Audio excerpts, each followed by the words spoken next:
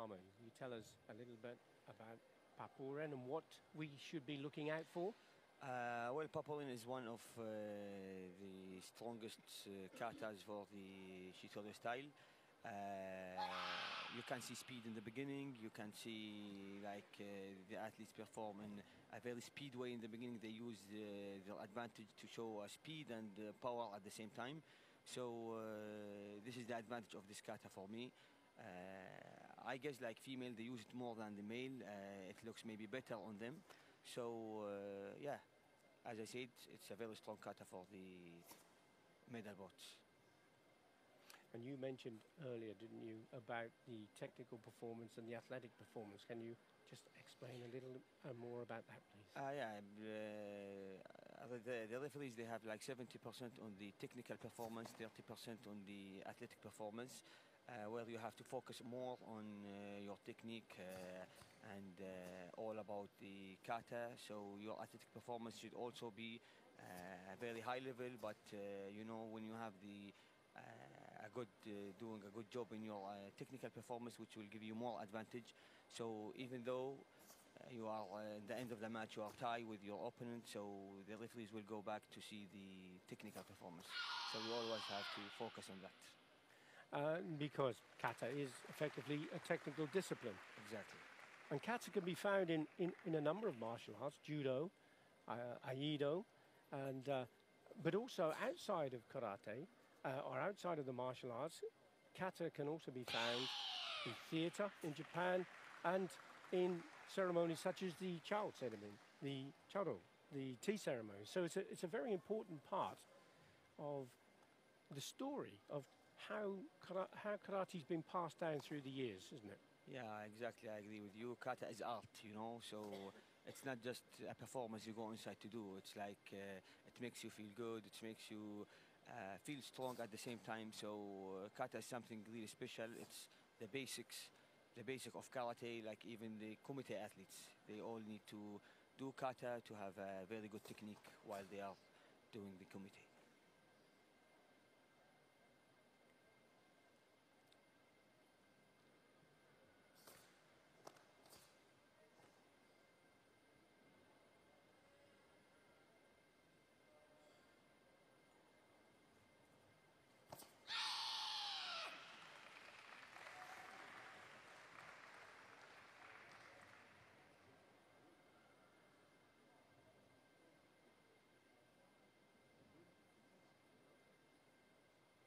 And your opinion of the performance from Dilaran Bozan? Amazing performance, actually. You can see a very good balance. You can see strong techniques, nice athletic performance. So, in my point of view, it's a very nice kata. So, there we have it. Shimizu Natsuki is going to be up against it when she performs her kata. You talked about feeling good.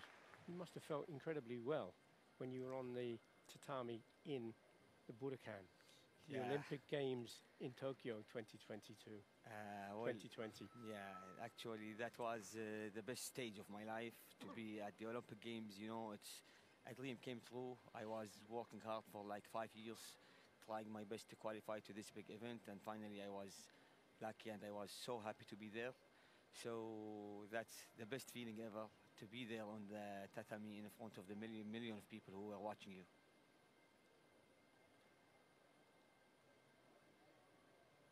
And this athlete, no doubt, would have loved to have been there, and perhaps, maybe in the future, who knows?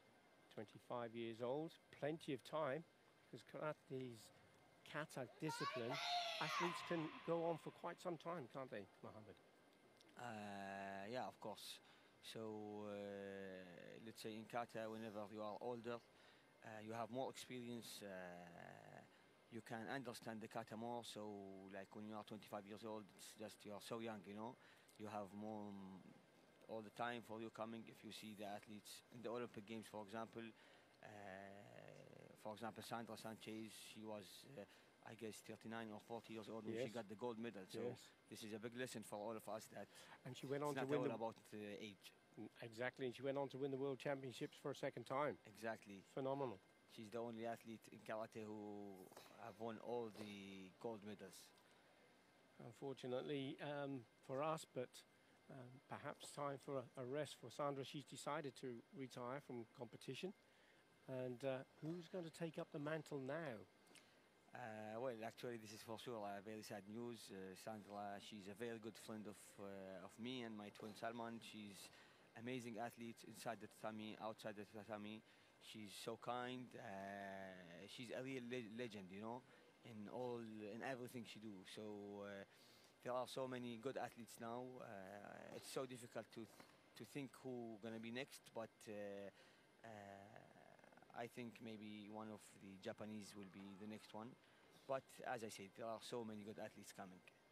And we are witnessing one of those Japanese athletes right now with Suparinpai and Shimizu Natsuki. Let's have a look and see how her kata is developing.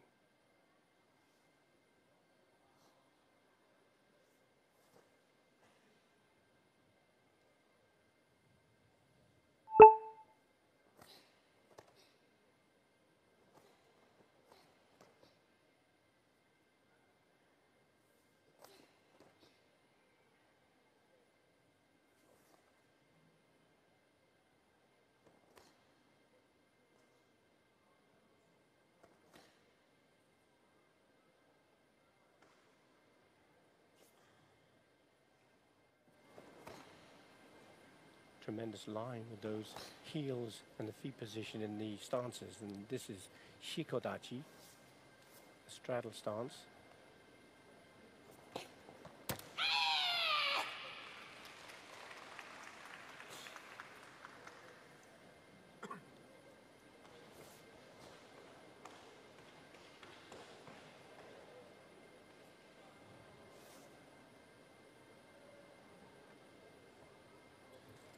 Your opinion so far between both these athletes going for bronze medal? Well, they actually are doing. Dilaran is a good kata, and also Natsuki Shimizu, she's doing a very good kata. Actually, Suparinpai is one of the strongest katas. So it's difficult to say who's better, but I can see very nice katas from both of them. And I'm glad that you acknowledge to tell who is better. And that's the job of those 7 judges. And they'll each put in 2 scores, one for athletic, one for technical performance. And the top 2 and the bottom 2 are taken away, and the result is the score that's given to the athletes.